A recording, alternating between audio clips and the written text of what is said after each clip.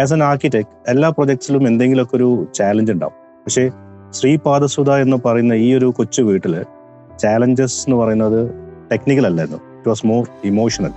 കാരണം രവിയേട്ടനെ സംബന്ധിച്ചിടത്തോളം അവർ അച്ഛൻ, അമ്മ, 2 കുട്ടികൾ, വളരെ അറ്റാച്ച്ഡ് ക്ലോസ് ആയിട്ടുള്ള ഒരു ഫാമിലിയാണ്. അപ്പോൾ അവർക്ക് 13 സെന്റുള്ള ഈ ഒരു പ്ലോട്ടിൽ ചെറിയൊരു വീട് വേണം, 3 ബെഡ്റൂം വേണം. പക്ഷേ നമ്മൾ ഫേസ് ചെയ്ത ചാലഞ്ച് എന്താണെന്ന് വെച്ചിട്ടുണ്ടെങ്കിൽ ഇത് തണ്ണീർത്തടത്തിൽപ്പെട്ട ഒരു ലാൻഡായിരുന്നു. അപ്പോൾ അതുകൊണ്ട് തന്നെ 10 സെന്റിന്റെ ചോടെ 1200 സ്ക്വയർ ഫീറ്റ് ഏരിയ, ഈ ഒരു ലിമിറ്റേഷൻ നമുക്കുണ്ടായിരുന്നു. അതേസമയം ക്ലയന്റിന് വേണ്ടത് സിംഗിൾ സ്റ്റോറി. കാരണം 2 ഫ്ലോറിലേക്ക് പോകുമ്പോൾ കുറച്ച് മെമ്പേഴ്സ് താഴെയാവും, കുറച്ച് മെമ്പേഴ്സ് മുകളിലാവും.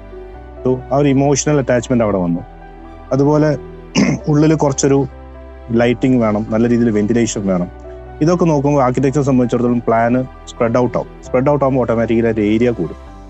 സോ നല്ലൊരു ചാലഞ്ച് ഫേസ് ചെയ്തിട്ടാണ് നമ്മൾ ഈ ഒരു പ്രൊജക്ട് ഡിസൈൻ ചെയ്തത്. പക്ഷേ അൾട്ടിമേറ്റ് പ്രൊജക്ടിന് എൻഡിൽ വന്നപ്പോൾ ആ ഡിസൈൻ രവിയേട്ടന് വളരെയധികം ഇഷ്ടപ്പെട്ടു. കാരണം അവർ പറഞ്ഞ എല്ലാ റിക്വയർമെന്റ്സും, അതായത് 3 ബെഡ്റൂം, കോർട്ട്യാർഡ്, ലോങ് വരാന്താസ്, ഫ്യൂച്ചറിൽ വേണമെങ്കിൽ മുകളിലേക്ക് സ്റ്റെയർ വെച്ചിട്ട് ആഡ് ചെയ്യാൻ പറ്റിയൊരു ഫെസിലിറ്റി, ഇതെല്ലാം വിത്തിൻ 1200 സ്ക്വയർ ഫീറ്റ്. പക്ഷെ അതേസമയം എല്ലാ റൂമും വളരെയധികം സ്പേഷ്യസ് ആയിരുന്നു, വളരെയധികം എയർ സർക്കുലേഷൻ ഉണ്ട്, വളരെയധികം ലൈറ്റിംഗ് ഉണ്ടായിരുന്നു. അപ്പോൾ അത്രയും ഒരു ഇമോഷണൽ ആയിട്ടുള്ള ഒരു ചാലഞ്ച് ഫേസ് ചെയ്തിട്ടാണ് നമ്മൾ ഈ ഒരു പ്രൊജക്റ്റിനെ അപ്രോച്ച് ചെയ്തിട്ടുണ്ടായിരുന്നത്.